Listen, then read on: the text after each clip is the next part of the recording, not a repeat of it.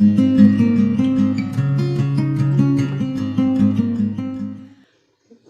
हम इस वीडियो में बिहारी जी के दोहे पढ़ेंगे।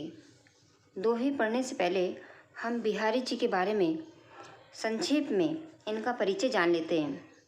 बिहारी जी का जन्म ग्वालियर राज्य के अंतर्गत बसवा गोविंदपुर नाम के गांव में 1603 ईस्वी में हुआ था। ये मथुरा के चौबे ब्राह्मण थे। इनके पिता का नाम केशव राय था। इनका बचपन बुंदेलखंड और युवावस्था ससुराल मथुरा में बीता। ससुराल से किसी बात पर अपमानित होने पर ये जयपुर के राजा मिर्जा उदय जयसिंह के दरबार में आकर रहने लगे। जयपुर में रहकर उन्होंने अपना एकमात्र काव्य ग्रंथ सतसई की रचना की, जिसमें 719 दोहे हैं। जीवन के अंतिम दिनों में पत्नी के देहांत हो जाने पर ये वृंदावन चले गए और वहाँ 1663 ईस्वी में इनका देहांत हो गया। बिहारी जी की एकमात्र रचना बिहारी सतसई जी है, जो दोहा छंद में लिखी गई है। बिहारी जी के दोहे में भक्ति, नीति और श्रृंगार आदि की सुंदरता देखने को मिलती है। बिहारी रीतिकाल के सर्वश्रेष्ठ कवि हैं। सतसई के अनेक दोहे रसों, अलंकारों और नायिका भेदों के उदाहरण स्वरूप प्रस्तुत किए गए हैं। बिहारी के छोटे छोटे दोहों के भावों की दृष्टि से गागर में सागर भरने की अद्भुत क्षमता है। बिहारी की भाव प्रवणता को समझने के लिए गहराई में डूबना पड़ता है। भाषा और भाव दोनों दृष्टियों से बिहारी जी बेजोड़ हैं। इसलिए उनके संबंध में ये युक्ति कही गई है कि सतसैया के दोहरे जो नावक के तीर देखन में छोटे लगें, घाव करें गंभीर। बिहारी जी ने किस प्रकार अपने दोहों में गागर में सागर भरा है और किस प्रकार उनके जो दोहे हैं वो किस तरह से गंभीर घाव करते हैं, ये सब हम उनके जब दोहे पढ़ेंगे तब हमें जान पड़ेगा। तो सबसे पहला दोहा है बिहारी जी का, मेरी भव बाधा हरो राधा नागर सोई, जातन की झाई परे श्याम हरित दुति हुई। भव बाधा का अर्थ है सांसारिक बाधाएं, संसार की मुसीबतें। हरो का अर्थ है दूर करो और नागरी का अर्थ है चतुर, परे का अर्थ है पढ़ने। यह दोहा भक्ति नामक पाठ से लिया गया है और ये बिहारी जी की पुस्तक बिहारी सतसई से लिया गया है। इसके जो रचयिता हैं कविवर बिहारी लाल जी हैं और ये बिहारी सतसई का मंगलाचरण का दोहा है। यहाँ राधा भल्लभ संप्रदाय के होने के कारण बिहारी जी सर्वप्रथम राधा की प्रार्थना इसलिए करते हैं कि उनके माध्यम से वे श्री कृष्ण की कृपा को पात्र हो सकेंगे। वो कहते हैं कि मेरी सांसारिक बाधाओं को वो चतुर राधिका जी, जिनके शरीर की झलक पड़ने से भी भगवान श्री कृष्ण प्रसन्न हो जाते हैं, हरण करें। मेरी भव बाधा हरो राधा नागर सोई। इसका अर्थ है कि हे राधा, मेरी सांसारिक बाधाओं को वे चतुर राधिका जी की, हे राधिका जी या हे राधा, मेरी सांसारिक बाधाओं को दूर करें। और कौन सी राधा सांसारिक बाधाओं को दूर करें? वो राधा जिनके शरीर की झलक पड़ने से ही भगवान श्री कृष्ण प्रसन्न हो जाते हैं। तो वो राधा मेरी संसार की समस्याओं को दूर करें, वह राधा मेरी संसार की सभी परेशानियों को दूर करें, जिसके झलक मात्र से श्री कृष्ण प्रसन्न हो जाते हैं। इस दोहे का कई प्रकार से अर्थ लिया जाता है। जैसे इसमें जो शब्द आए हैं हरित दुति होए। हरित दुति होए से तात्पर्य है हतप्रद हो जाना, अर्थात या हरे रंग का होना। ये अर्थ भी किया जा सकता है यहाँ पर कि जिनके शरीर की झलक पड़ने से भगवान श्री कृष्ण हतप्रद हो जाते हैं, वह चतुर राधिका जी मेरी संसारिक बाधाओं का हरण करे। इसका जो है जा तन की झाई पड़े श्याम हरित दुति हुए। इसका दूसरा अर्थ है जिनके पीत वर्ण शरीर की आभा परछाई पड़ने से नील वर्ण भगवान श्री कृष्ण हरे रंग की आभा सरीखे हो जाते हैं, वह चतुर राधिका जी मेरी संसारिक बाधाओं को दूर करें। ये जो शब्द है हरित स्तुति हुए, इसमें श्लेष अलंकार है क्योंकि इसमें कई अर्थ छिपे हुए हैं एक साथ। जैसे हरित द्युति हुए में हरे रंग का हो जाना, यहाँ पर राधिका गोरी और श्री कृष्ण नीले दोनों जब एक होते हैं तो वो हरे रंग में बदल जाते हैं श्री कृष्ण। दूसरा अर्थ है इसमें प्रसन्न होना, हतप्रद होना। तो एक ही शब्द के कई अर्थ हैं, तो यहाँ पर श्लेष अलंकार है। इस प्रकार इस दोहे में बिहारी जी ने गागर में सागर भर दिया है। अगला दोहा है मोर मुकुट की चंद्रकनी यो राजत नंद मनु शशि शेखर अकस किए शेखर सतचंद। देखिए इसमें मनु शब्द आया है तो यहाँ पर उत्प्रेक्षा अलंकार होगा। इसका अर्थ है मोर मुकुट की चंद्रकनी। श्री कृष्ण के सिर पर मोर मुकुट होता है और उसमें मोर के कई पंख लगे होते हैं, लेकिन भगवान शिव जी उनके भी सिर पर भगवान शिव जी के जो हैं उनके सिर पर भी एक चांद दिखाई देता है। और जो श्री कृष्ण हैं उनके सिर पर जो मोर मुकुट लगा हुआ है, तो जो मयूर पंख जो होता है तो उसमें भी एक अर्ध चंद्र लगा होता है और शिव जी के भी सिर पर अर्ध चंद्र बना होता है। लेकिन श्री कृष्ण के मुकुट में बहुत सारे जो मोर के पंख लगे हुए हैं, तो उसमें ऐसे लग रहा है कि उसमें बहुत सारे अर्ध चांद जो है लगे हुए हैं। तो यहाँ पर बिहारी जी ने कहा है कि ऐसे लगता है जैसे मानो श्री कृष्ण ने कामदेव रूप की तरह, मतलब जो श्री कृष्ण हैं उन्होंने भगवान शंकर से जो है प्रतिद्वंद्वितावश सैकड़ों चंद्रमा अपने सिर पर धारण कर लिए हों। भगवान श्री कृष्ण के सिर पर मयूर पंखों से बना मुकुट शोभा दे रहा है, तो उन मोर पंखों के बीच में जो अंकित सुनहरी चंद्रकार चंद्रिकाएं देख करके ऐसा लग रहा है कि मानो श्री कृष्ण के रूप में जो कामदेव हैं, कामदेव ने शंकर से जो है प्रतियोगिता करने के लिए अपने सिर पर सैकड़ों चंद्रमाएं धारण कर लिए हैं। शंकर जी ने कामदेव को जलाया था, अतः वह उनसे द्वेष रखता है। इसलिए जहाँ शंकर जी अपने सिर पर एक चंद्रमा धारण करते हैं, वहाँ कामदेव श्री कृष्ण के रूप में सिर पर सैकड़ों चंद्रमा धारण किए हुए हैं। इस दोहे में कवि ने श्री कृष्ण को कामदेव रूप में देखा है, जो बहुत ही सुंदर है। यहाँ पर मानव शब्द आया है तो यहाँ उत्प्रेक्षा अलंकार भी है। अगला दोहा है सोहत ओढ़े पीत पटु श्याम सलोने गात मनो नीलमणि शैल पर आता परिय प्रभात।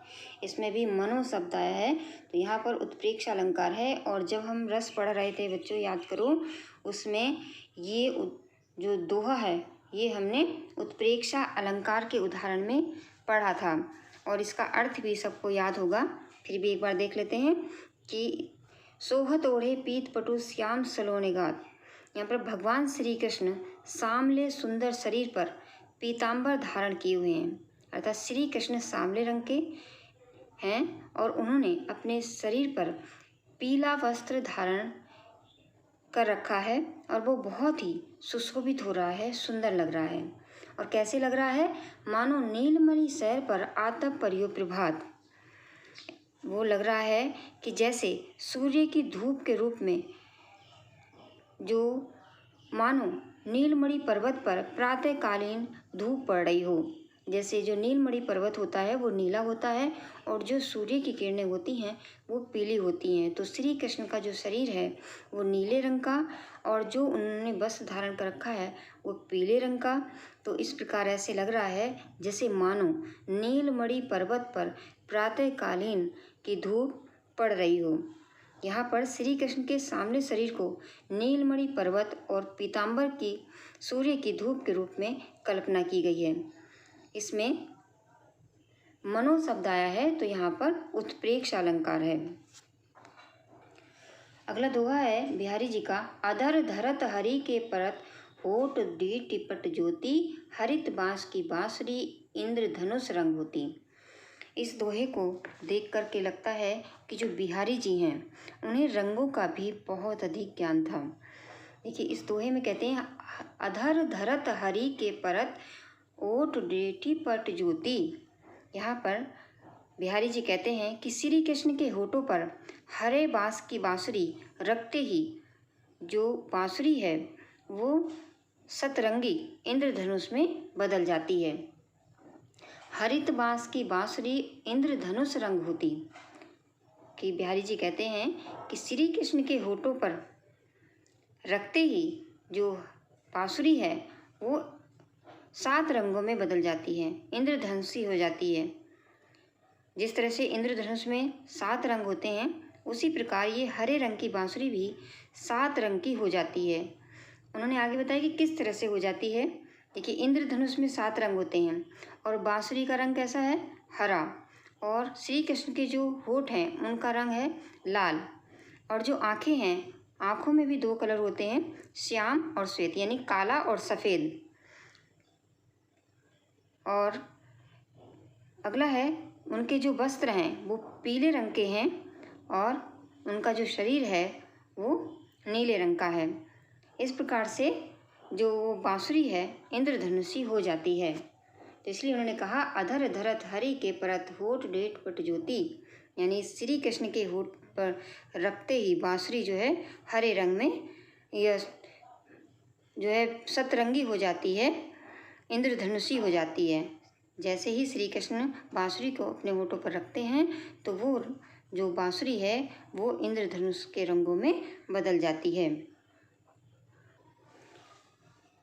आगे का दोहा है बिहारी जी का। या अनुरागी चित्त की गति समझे नहीं कोई, जो जो बूढ़े श्याम रंग, त्यों त्यों उज्ज्वल हुई। अनुरागी का अर्थ होता है प्रेमी और गति का अर्थ है चाल। यहाँ पर जो श्याम रंग आया है, श्याम रंग, इसमें 2 अर्थ हैं। यहाँ पर इस श्याम रंग में श्लेष अलंकार है क्योंकि इसी श्याम रंग के 2 अर्थ हैं। एक पहला अर्थ है काला रंग, श्याम माने होता है काला, और दूसरा श्याम ये श्री कृष्ण का पर्यायवाची शब्द है। तो यहाँ पर श्याम रंग में श्लेष अलंकार हुआ, एक अर्थ काला रंग और दूसरा है श्री कृष्ण के प्रेम में। इस दोहे में बिहारी जी ने भगवान की भक्ति के महत्व का चमत्कार बतलाया है कि किस तरह से जब श्री कृष्ण की भक्ति में डूब जाते हैं तो जो व्यक्ति होता है वो काले रंग में डूबने पर और अधिक उज्जवल होता है। इस दोहे में विरोधाभास है कि जैसे कोई व्यक्ति काले रंग में डूबेगा तो वो काला होगा, लेकिन श्री कृष्ण की भक्ति में बताया है कि वो काले रंग में डूबने पर और अधिक उज्जवल हो जाता है। काले रंग से मतलब है, काले रंग में डूबने का अर्थ है कि श्री कृष्ण की तरफ जाना, श्री कृष्ण की भक्ति में डूब जाना। और जब व्यक्ति श्री कृष्ण की भक्ति में डूबता है तो वो और अधिक उज्जवल हो जाता है। उज्जवल का अर्थ है कि वो पाप रहित हो जाता है। तो यहाँ पर विरोधाभास है कि काले रंग में डूबने पर भी व्यक्ति पाक साफ हो रहा है, उज्जवल हो रहा है। तो यहाँ पर विरोधाभास हो रहा है कि बिहारी जी ने बताया है कि भगवान श्री कृष्ण की भक्ति में लगा हुआ मन की गति को कोई नहीं जान सकता, क्योंकि जैसे जैसे वह श्री कृष्ण की भक्ति में लग जाता है उस सांवले रंग में जैसे जैसे डूबता जाता है वैसे वैसे वह और अधिक पाप रहित हो जाता है, साफ हो जाता है, उसका मन निष्कलंक हो जाता है और वो उज्जवल हो जाता है। इस दोहे में विरोधाभास है। जैसे श्याम रंग में डूबने से रंग श्याम हुआ करता है, श्याम का अर्थ है काला, यानी काले रंग में डूबने से जो है रंग काला होगा, ना कि उज्जवल, साफ नहीं होगा, सफ़ेद नहीं होगा। लेकिन यहाँ पर बताया गया है कि जैसे ही काले रंग में डूबते हैं वैसे और अधिक सफ़ेद हो जाते हैं, साफ हो जाते हैं। तो इस कारण विरोध सा लगता है कि बात जो है उल्टी कही गई है। परंतु विचार करने पर जब श्री कृष्ण का अर्थ श्याम लेंगे, यानी श्याम का अर्थ हम श्री कृष्ण लेंगे कि श्याम का अर्थ है कृष्ण। कृष्ण जी की तरफ जाने पर जो है व्यक्ति पाप रहित हो जाता है, उज्जवल हो जाता है, साफ हो जाता है। तो यहाँ पर जो श्याम के अर्थ हैं, दो अर्थ हैं। श्याम का अर्थ है श्री कृष्ण और दूसरा अर्थ है यहाँ पर काला। तो इसमें श्याम में श्लेष अलंकार है। अगला दोहा है बिहारी जी का। तो लघु या मन सदन में हरि आवे की बाट, बिकट जटे जो लघु निपट खुटे न कपट कपाट। तो लघु का अर्थ है तब तक, मन सदन, मन सदन का अर्थ है मन रूपी घर, और बाट का अर्थ होता है रास्ता, और बिकट जटे, बिकट जटे का अर्थ है दृढ़तापूर्वक मजबूती से बंद करके। जो लघु का अर्थ है जब तक, और निष्पक्ष का अर्थ है बिल्कुल, और खूटे का अर्थ है खुले। यहाँ पर बिहारी जी ने बताया है कि हृदय में जब तक कपट होगा तब तक ईश्वर का निवास नहीं होगा। जैसे कि लोग कहते हैं कि हम तो बहुत अधिक पूजा पाठ करते हैं, दिन रात ईश्वर को याद करते रहते हैं, तो हमें तो ईश्वर के दर्शन ही नहीं होते। तो यहाँ पर बिहारी जी ने बताया है कि आप चाहे भले ही दिन रात पूजा पाठ करो, आपको ईश्वर के दर्शन नहीं होंगे। क्योंकि किसी को अंदर आने के लिए, अगर हम किसी व्यक्ति को, बाहर वाले को अंदर बुलाना है हमें, तो हमें अपने घर का दरवाज़ा खोलना पड़ेगा। तो इसी तरह से अगर हमें अपने मन रूपी घर में ईश्वर को प्रवेश कराना है, तो हमारा जो मन के ऊपर जो सामने जो दरवाज़ा लगा हुआ है उसको खोलना पड़ेगा। हमने अपने मन के ऊपर एक जो है छल कपट इन सब का दरवाज़ा लगाया हुआ है, तो ईश्वर हमारे मन रूपी घर में कैसे आएंगे। यही बता रहे हैं कि जब तक इस मन रूपी भवन के प्रवेश द्वार से हमने जो है मजबूती से जो हमने कपट रूपी किवाड़ अच्छी तरह से बंद कर रखे हैं, जब तक ये नहीं खुलेंगे तब तक भगवान किसी भी रास्ते से इसमें प्रवेश नहीं करेंगे। यानी जब तक मन से कपट दूर नहीं होगा या मन में, तब तक मन में भगवान का निवास भी नहीं होगा। बिहारी जी कह रहे हैं कि मन रूपी घर में ईश्वर तभी प्रवेश करेंगे जब आप अपने मन को कपट रूपी जो दरवाज़ा लगा रखा है मन के आगे, उसको हटा दोगे, अपने मन को निर्मल साफ कर दोगे, तभी जो है ईश्वर आपके हृदय में प्रवेश कर पाएंगे। जैसे कोई बाहर के व्यक्ति को जब हम अंदर बुलाएंगे तो दरवाज़ा तो खोलेंगे ना, लेकिन अगर हमने जो है दरवाज़ा लगा रखा है और कहे जा रहे हैं कि बाहर का व्यक्ति अंदर नहीं आ रहा, तो वो कैसे आएगा। तो ऐसे ही हमारा जो मन है, हमारे मन के ऊपर क्या लगा होता है, छल कपट द्वेष, ये मोह, ये सब जो है इस तरह से बड़ी मजबूती से हमने ये एक दरवाज़ा बना लिया है मन के भवन के आगे, मन के घर के आगे।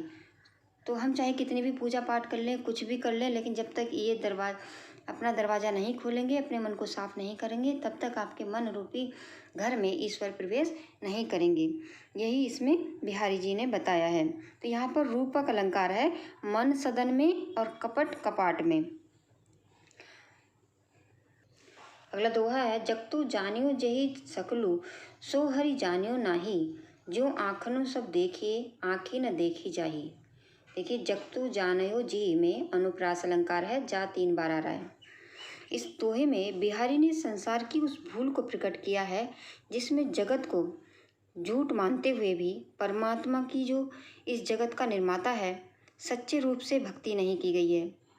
बिहारी जी कहते हैं कि जिस परमात्मा ने सारे संसार को पैदा किया, सारे संसार को बनाया, वह परमात्मा संसार द्वारा ठीक उसी प्रकार जाना नहीं जाता जिस प्रकार आँख से सब कुछ देखा जा सकता है, किंतु आँख नहीं देखी जा सकती।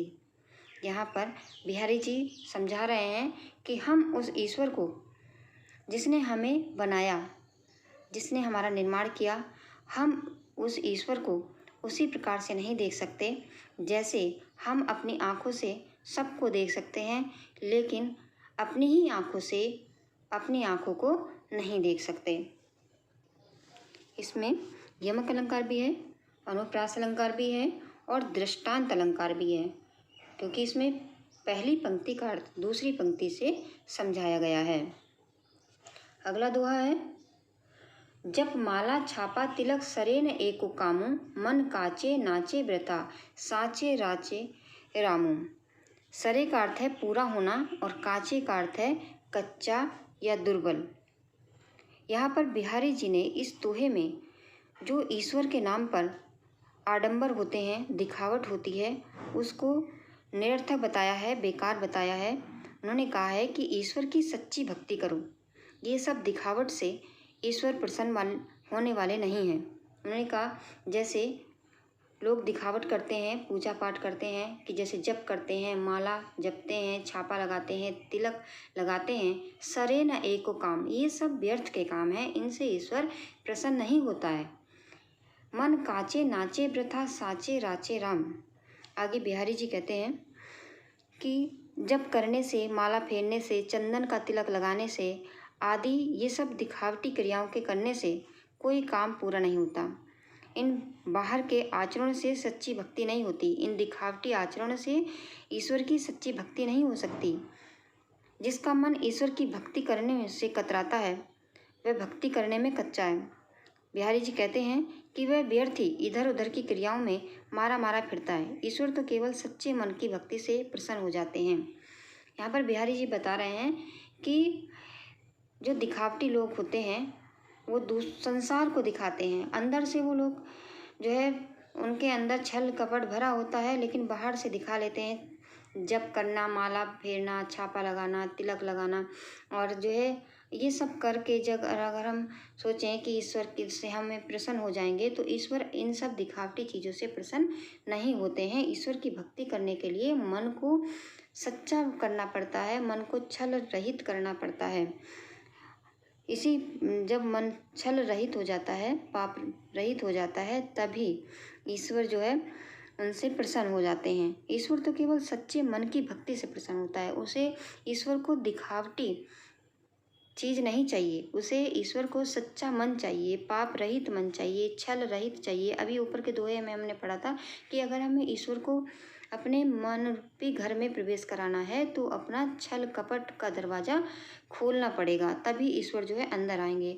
इसीलिए बिहारी जी ने इस दोहे में कहा है कि कोई व्यक्ति ये सोचे कि जप कर ले, माला फेर ले, चंदन या तिलक लगा ले, इससे ईश्वर प्रसन्न हो जाएंगे, तो इससे ईश्वर प्रसन्न होने वाले नहीं हैं। उन्हें दिखावटी जो है बिल्कुल भी पसंद नहीं है, वो दिखावट से प्रसन्न नहीं होते। वो किसी के सच्चे मन को देखते हैं कि संसार के लोग मुझे कितना प्यार करते हैं। तो ईश्वर जो है प्रेम के भूखे हैं, दिखावटी के नहीं। वो सच्चे मन से ही प्रसन्न हो जाते हैं।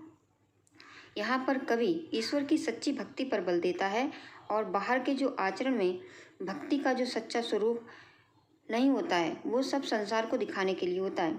यहाँ पर जो है भाषा है बिहारी जी की ब्रज भाषा है, शैली मुक्तक है और रस इसमें भक्ति है। छंद इसका दोहा है, अनुप्रास शिवी अलंकार है इसमें, देखिए, और छंद दोहा है। तो आज इस वीडियो में हमने बिहारी जी के भक्ति के दोहे पढ़े। अगली वीडियो में हम बिहारी जी के नीति के दोहे पढ़ेंगे। तो आज हम इस वीडियो में बस इतना ही पढ़ेंगे। मुझे आशा है कि आपको ये दोहे समझ में आ गए होंगे। ये दोहे हाई स्कूल के बच्चों के लिए बहुत ही महत्वपूर्ण हैं, बोर्ड में अक्सर आते हैं। तो जो इस साल बोर्ड में बच्चे बैठने वाले हैं वो इस भक्ति के दोहे को अच्छी तरह से समझ लें, और अगर ये दोहे आपको समझ में आ गए हैं तो अपने मित्रों के साथ शेयर करें ताकि इस वीडियो का लाभ सभी जो है बच्चों को मिल सके। धन्यवाद।